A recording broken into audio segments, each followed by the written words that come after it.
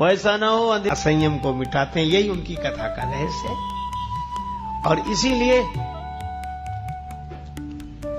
भगवान कहते हैं कि मेरी भक्ति करने वाला अगर और कुछ नहीं कर सकता तो छठवीं भक्ति है अपने इंद्रियों का संयम करे। लेकिन भगवान श्री कृष्ण कहते हैं कि अभ्यास और वैराग्य के द्वारा ही यह मन अपने बस में हो सकता है। तो अभ्यास और वैराग्य,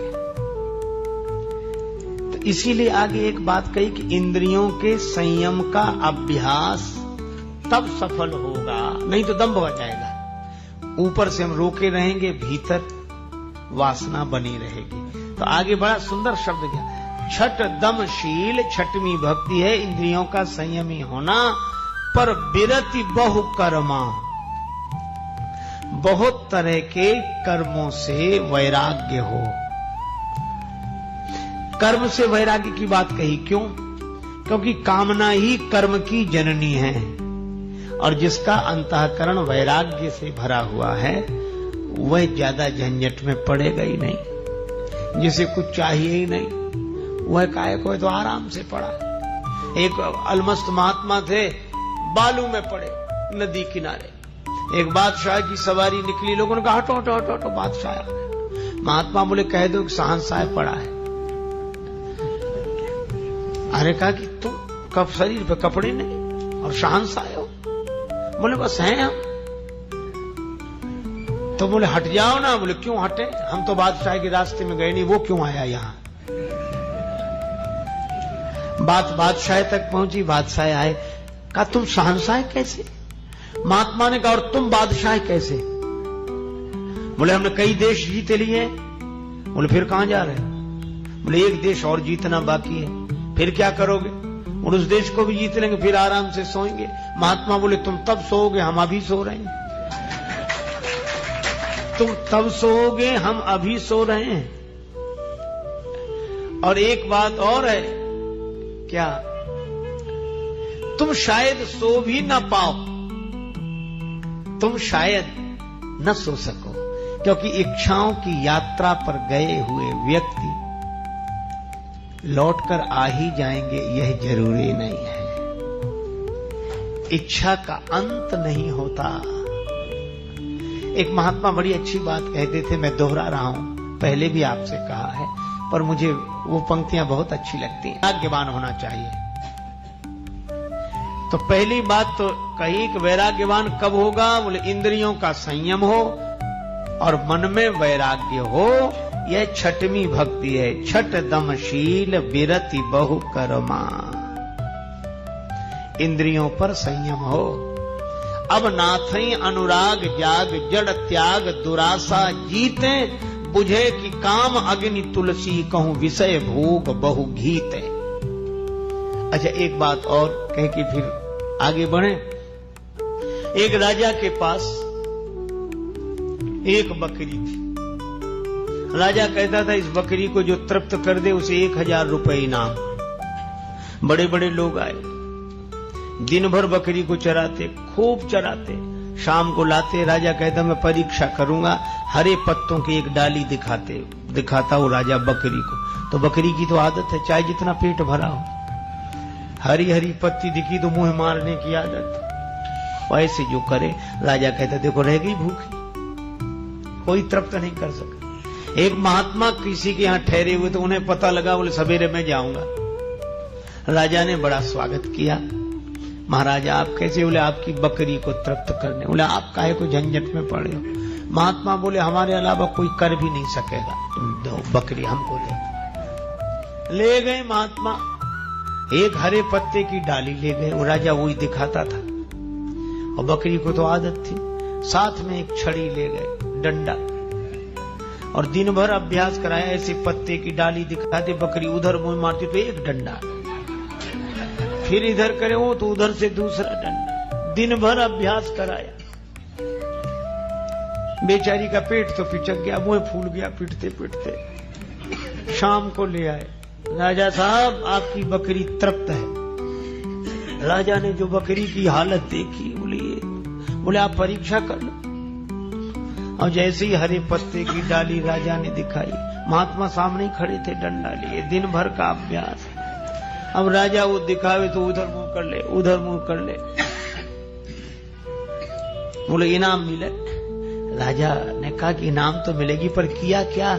अरे बोले इसको दिन भर चराते तो भी तृप्त नहीं होती। इस हरी पत्ती से इसको हटाना था, इसके लिए इसका उपयोग किया। यह कहानी है, कोई घटना घटी हो ऐसी बात नहीं। परमात्मा ही राजा है और उसके पास ये बकरियां हैं, ये 5-5 बकरियां हैं। कान कभी सुनने से तृप्त नहीं होते, आंख कभी देखने से तृप्त नहीं। यह बात अलग है कि हम जिस नाव में बैठे हैं पार उसी से होंगे, पर दूसरा भी जा रहा है तो उसकी भी नाव है, उसका विरोध नहीं है, पर हमारा यह मान। लेकिन एक और विचित्र था, भरत जी तो जा रहे हैं दीन भाव से पैदल, पर लोगों में अभिमान जाग गया, क्योंकि व्यक्ति का मन गलत अर्थ बहुत जल्दी ग्रहण करता है, जो अर्थ नहीं होता वही कुछ का कुछ समझ जाते हैं। मैंने एक कहानी सुनी थी एक संत के मुख से बचपन में, याद मुझे अब तक है। एक बहुत नासमझ मूर्ख प्रकृति का पर सरल सीधा आदमी था। संयोग से उसका विवाह हुआ और पत्नी बहुत सुशिक्षित विदुषी थी, घर की मर्यादा रखने वाली, बात रखने वाली। लौट कर गई, उसने अपने सखियों के पूछने पर बताया कि बड़ा अच्छा परिवार है और जिनसे मेरा विवाह हुआ वे बड़े योग्य हैं, बहुत शिक्षित हैं। अपने घर की बात प्रशंसा के रूप में कही, पर उसे क्या पता था दूसरे ही दिन पति ससुराल आ गए और उसे समझाने का मौका भी नहीं मिला कि जरा सावधानी पूर्वक रहना, हमने जो कहा है वह बात बनी रहे। भोजन बनाने वह स्वयं ही बैठी। गांव की परंपरा, चूल्हे पर रोटी बनाई जाती, पूड़ी बनाना। अब उसके सामने गई तो उसकी सखियां परीक्षा के लिए खड़ी थी कि बहुत योग्य है, जरा देखें। वो ऐसा विचित्र व्यक्ति एक पूड़ी का ग्रास ही न करे, एक ही बार में उठावे पूरी और उसमें साग रखे, वो एक बार में खा जाए। अब वो उसकी सहेलियां देख देख कर मुस्कुरा रही थी, तो इस बिचारी को बड़ी लाज लगी, लेकिन कहे कैसे? तो इसने इशारा किया, अंगुली द्वय उठाई गंवार अपन पति को देख। 2 उंगलियां उठाई कि एक एक पूरी के ग्रास दुई करे, जाके कम से कम एक पूरी के 2 टुकड़े तो कर। पति ने बहुत देर बाद देखा, ओ बोले हमारी पत्नी कितनी समझदार है। कह रहे इतने चलकर थक कर आए हो, भूखे हो, एक में क्या होता 2-2 पूड़ियां एक साथ खाओ।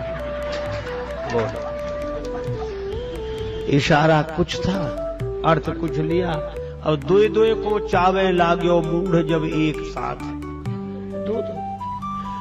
तो बेचारी क्या लिए नहीं, तुम्हारे लिए कर रहा हूं, हमें तो जरूरत नहीं है, लेकिन अगर मैं नहीं करूंगा तो तुम्हें सहारा मिल जाएगा। कि कोई नहीं करते, बड़े बड़े महात्मा नहीं करते, हम काहे करें। इसलिए महात्माओं को आवश्यकता न होते हुए भी ऐसा आचरण करना होता है ताकि लोक शिक्षण हो सके।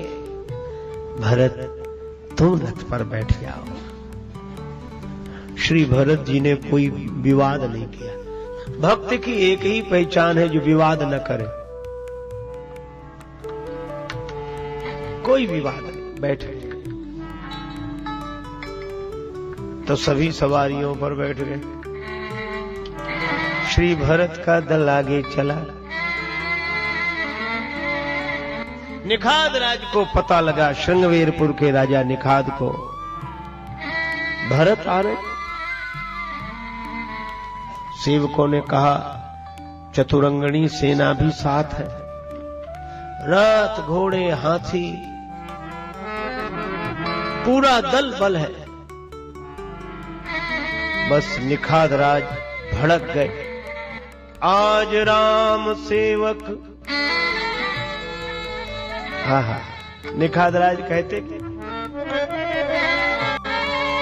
सनमुख लौह भरत सन ले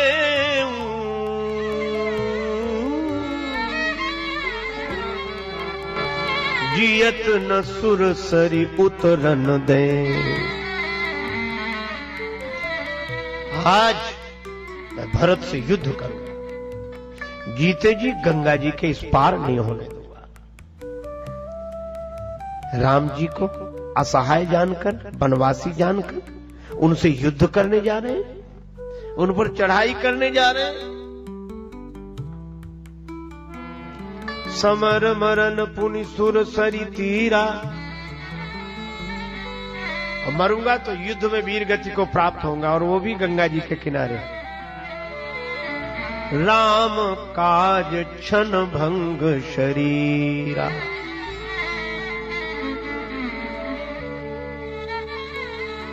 भरत भाई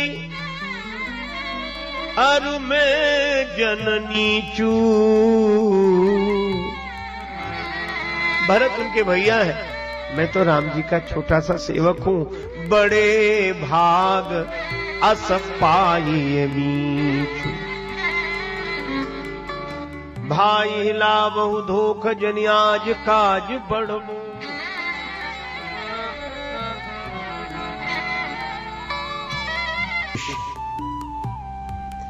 देखो, संबंधों की हार्दिकता और आत्मीयता की विशेषता क्या है?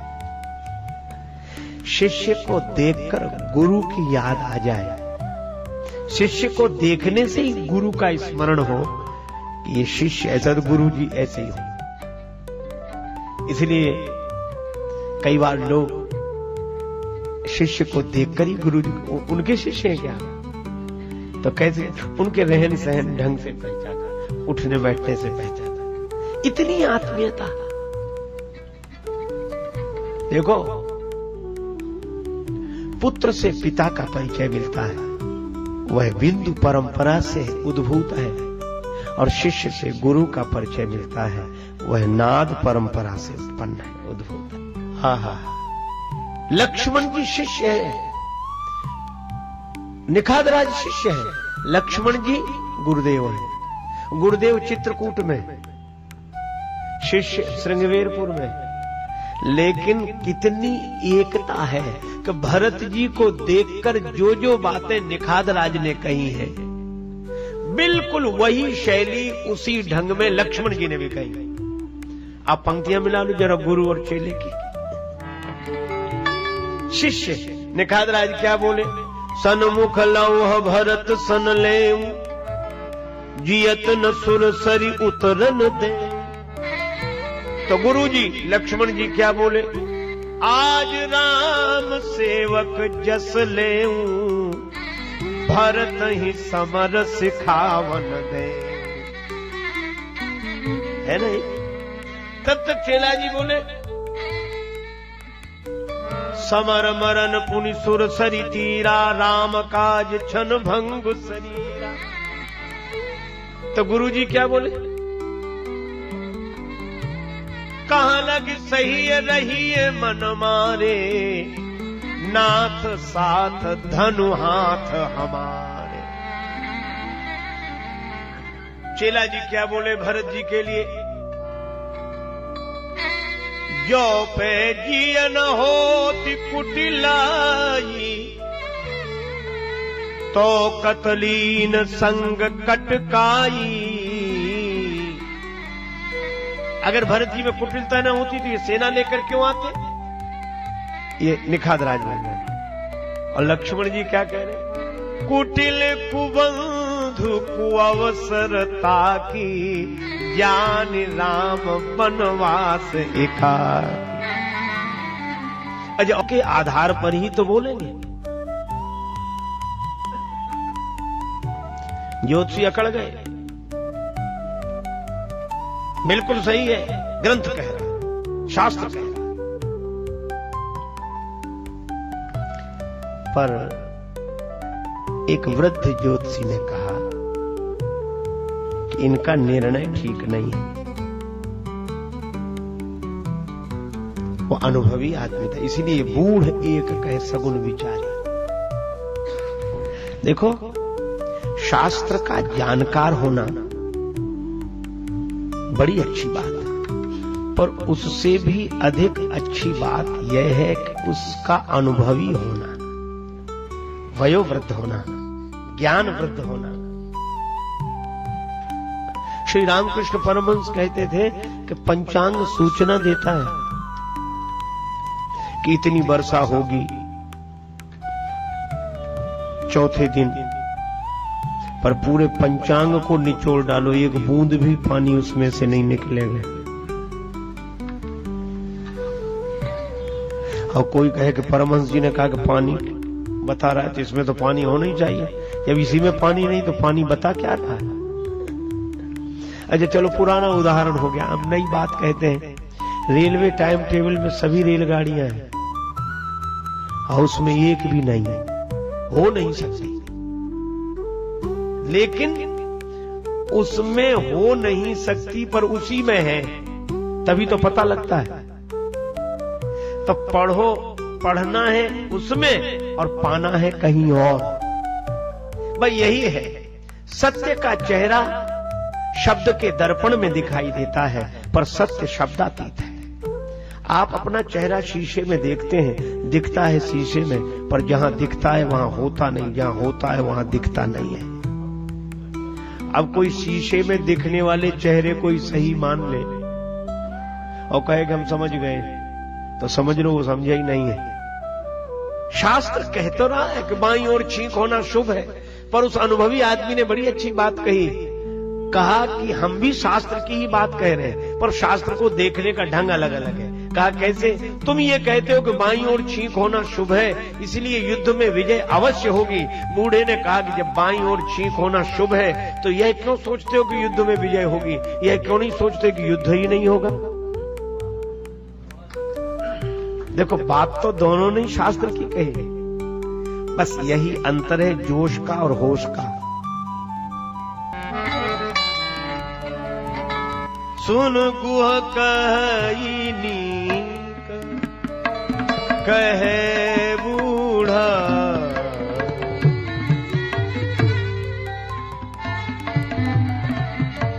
सुन गुह कही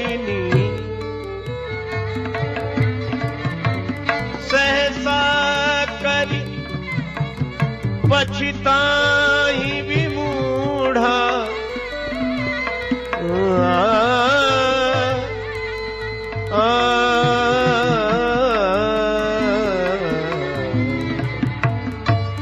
सुन गुह काई नीक काई नीक काई। निखात राज ने कहा कि बूढ़ा आदमी ठीक बोल रहा है, अचानक कोई कार्य करके पछताना ही शेष रहता है, तो क्या करे? अच्छा एक काम करे, क्या? तैयारी तो कर रखो, लेकिन आक्रमण मत करना, युद्ध नहीं। मैं जब निर्णय दूं तब भेंट लेकर जाऊंगा, भेंट लेकर जाऊंगा, खाद्य सामग्री भोजन, उससे भाव का पता लगेगा। भोजन से भावना का पता लगता है कि व्यक्ति रजोगुणी है, कि व्यक्ति तमोगुणी है, कि व्यक्ति सतोगुणी है। जैसा खावे अन्न वैसा बने मन।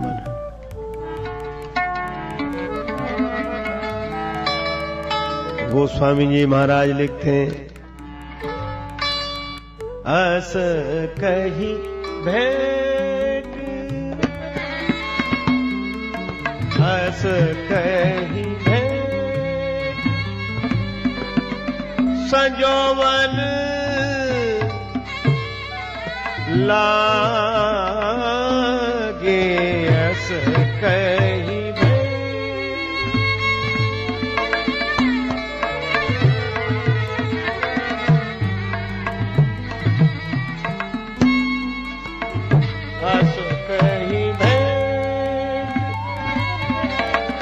कंद मूल फल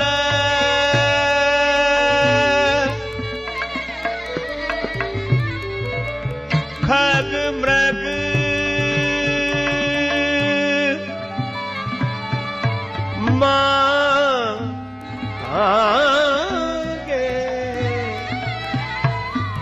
मागे अस कही मीन पीन पाठीन पुराने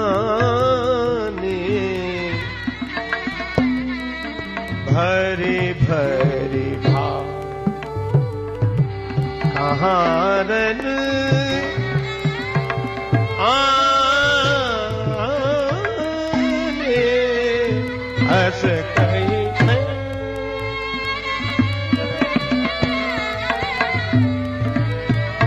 बैठ संजोवन लागे हस कहीं भेंट इकट्ठी की गई कंदमूल फल ये सतोगुणी वृत्ति की पहचान के लिए, खग मृग ये रजोगुणी वृत्ति की पहचान के लिए, और मीन पीन पाठीन पुराने ये तमोगुणी वृत्ति की पहचान के लिए। सतोगुणी व्यक्ति को कंदमूल फल सहज प्रिय, रजोगुणी राजाओं की प्रवृत्ति रही है शिकार की, खग मृग क्योंकि खग मृग चंचल, और कंदमूल फल सतोगुणी वृत्ति के परिचायक है।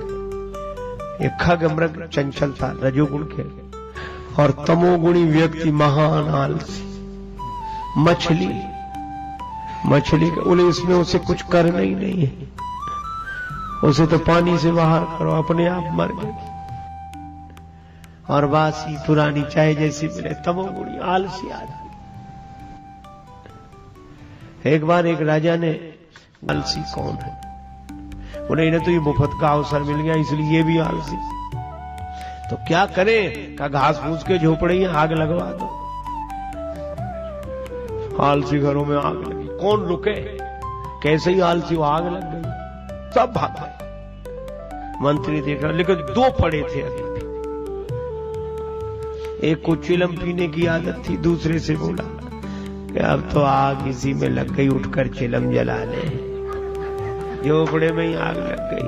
तो दूसरा भी गजब का था, बोले वहां तक कौन जाए, आग तो खुद यहीं चली आ रही है। मंत्री बोला यही दो हैं, बाकी नहीं है।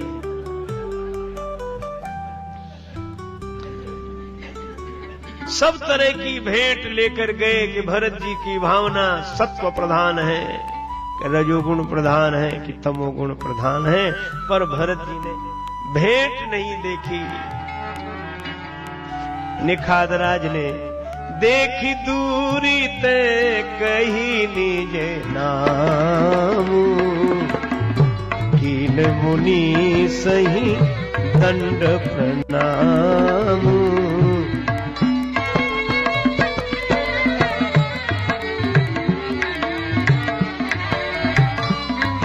मुनि सही दंड प्रणाम।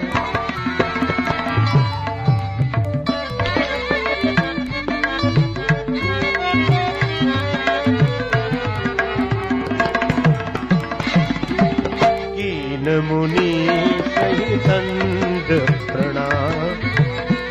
केवल एक बात है कि चर्चा को विराम।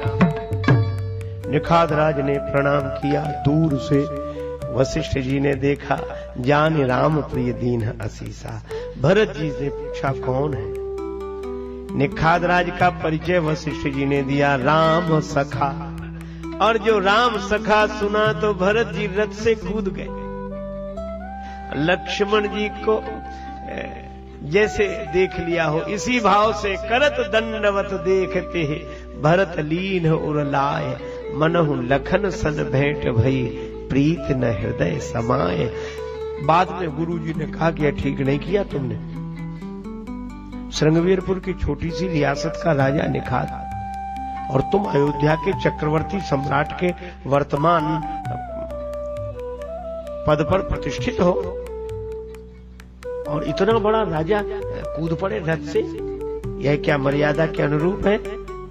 भरत जी ने कहा, गुरुजी आपने यह नहीं कहा कि ये राम प्रेम पीयूष पूर होत जन्म न भरत को सिय राम।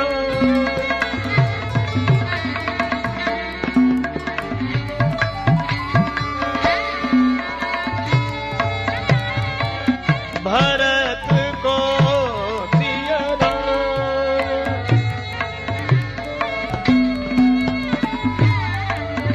मुनि मन आगम यम नियम समदम विषम व्रत आचरत को सिय राम।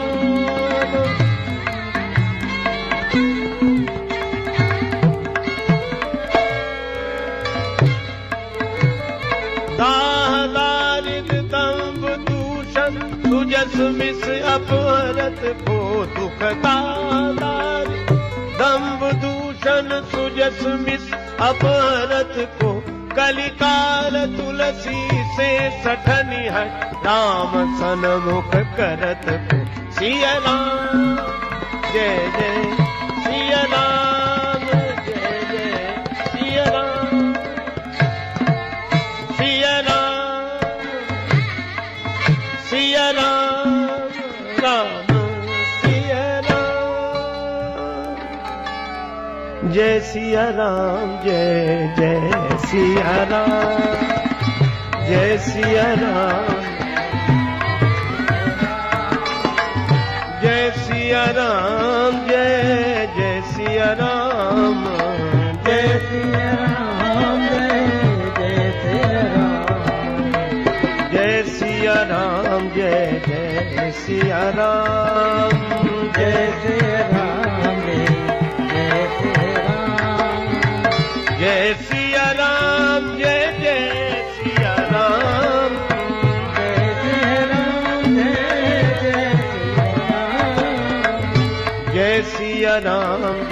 जय सिया राम। जय सिया राम, जय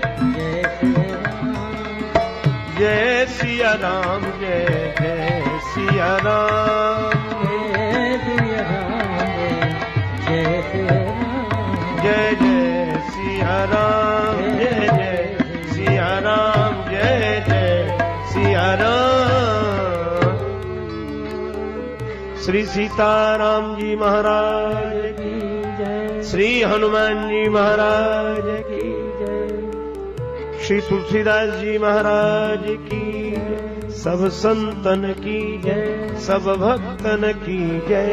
जय जय श्री सीताराम, जय जय श्री राधेश्याम। नमः पार्वती पतये, हर हर महादेव। राम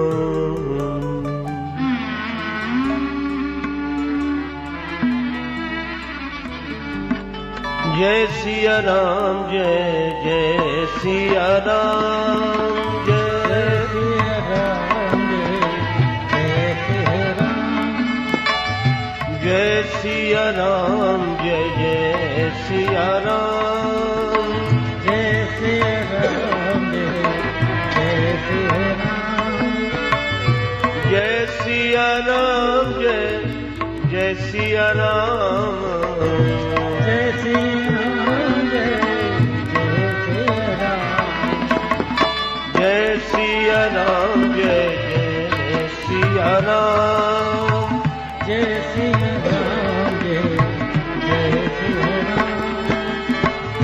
जय सिया राम, जय जय सिया राम, जय सिया राम, जय जय सिया राम। जय सिया राम, जय जय सिया राम, जय सिया राम, जय सिया राम। मंगल भवन अमंगल मंगलहारी मंगल उमा सहित यही जपत पुरारी उमा सहित जपते पुरारी जय सिया राम जय सिया राम जय सिया राम जय सिया राम सुमिरि पवन सुत पावन नाम सुमिरि पवन सुत पावन अपने बस करि राखे राम अपने राखो राम जय सिया राम जय सिया राम जय सिया राम जय सिया राम जय सिया राम जय सिया राम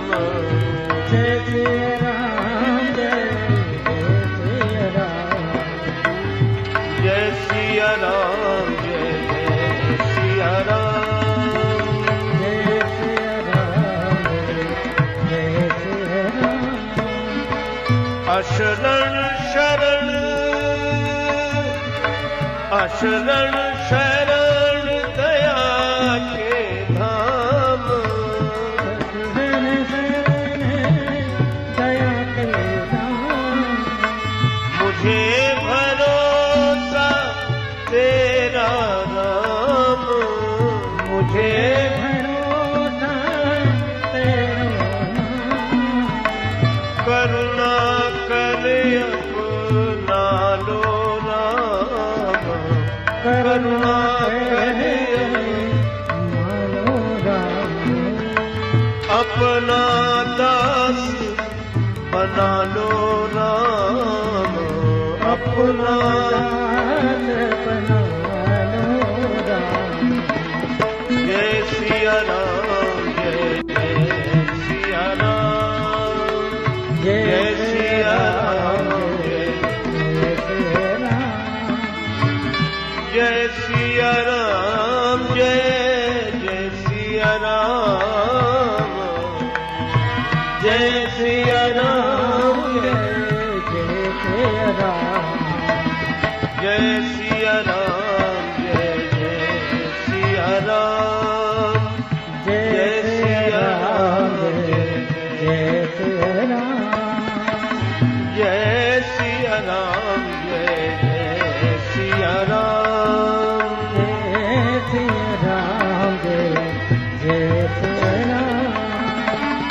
जय सिया राम जय सिया राम जय सिया राम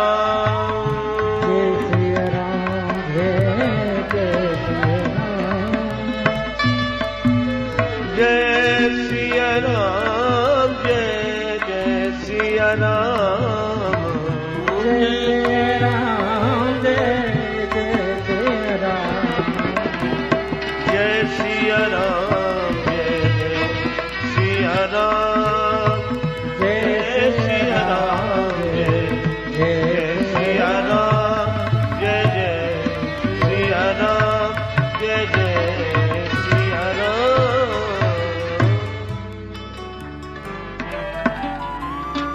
श्री सीताराम जी महाराज की श्री हनुमान जी महाराज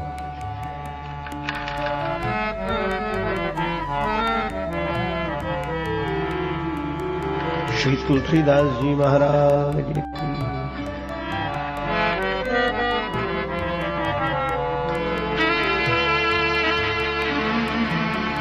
आ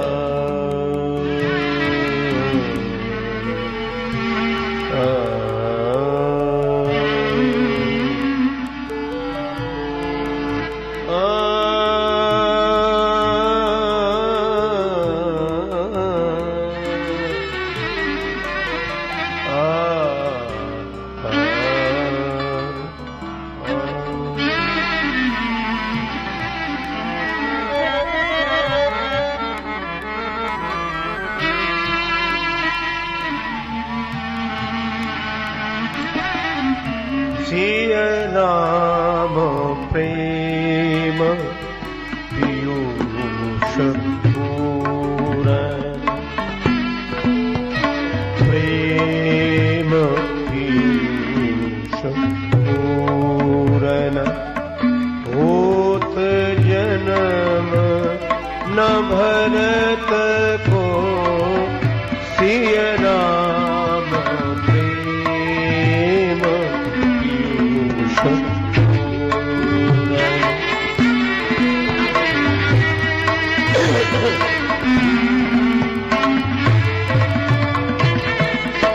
होत जन्म ना भरत को, सिय राम प्रेम पीयूष पूरन।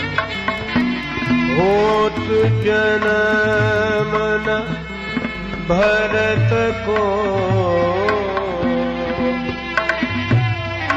सिय राम प्रेम पीयूष पूरन।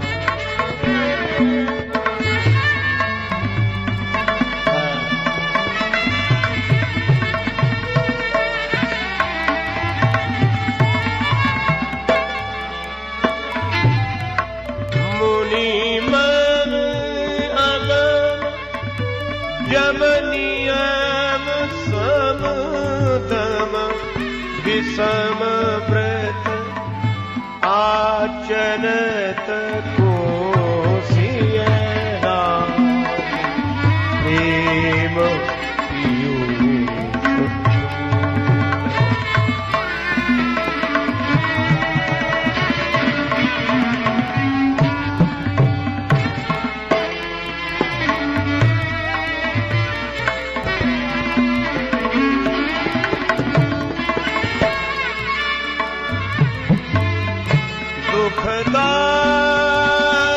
दुखदारिद दंभ दूषण, सुजस मिस अपहरत को, कलिकाल तुलसी से सठनी हठ, नाम सन्मुख करत को, सिय राम प्रेम होत जन्म न भरत को, सिय राम प्रेम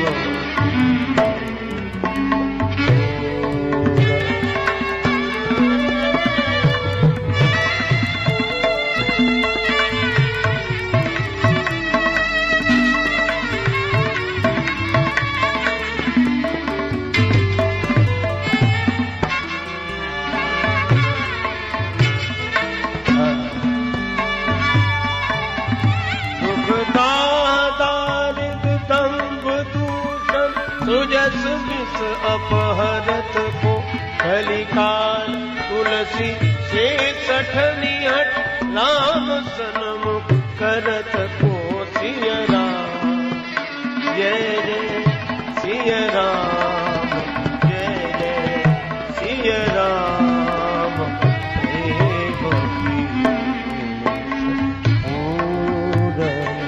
दुख, हृदय की जलन, मन की हीन भाव की दरिद्रता, दंभ दिखावा और जो भी दोष हैं वे अपने सुयश के बहाने कौन हरण करता। श्री तुलसीदास जी कहते हैं कि इस कलिकाल में तुलसीदास ऐसे सठ को श्री राम जी के समक्ष ले जाकर कौन शरणागति कराता। ऐसे हैं श्री भरत, वे सबको भगवान से मिलाने वाले हैं। और यही कारण है कि श्री भरत जब अयोध्या से चित्रकूट श्री राम जी के दर्शन के लिए चले तो सभी उनके साथ चल पड़े। भरत चले चित्रकूट हो रामा, राम को मनाने। भरत चले चित्रकूट हो राम को मनाने। भरत चले चित्रकूट हो रामा, राम को मनाने।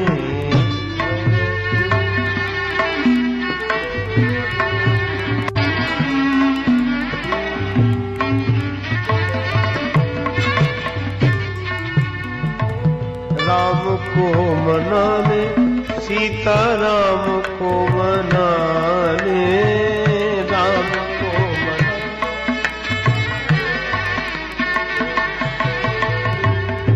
भरत चले चित्रकूट रामा, राम को मनाने।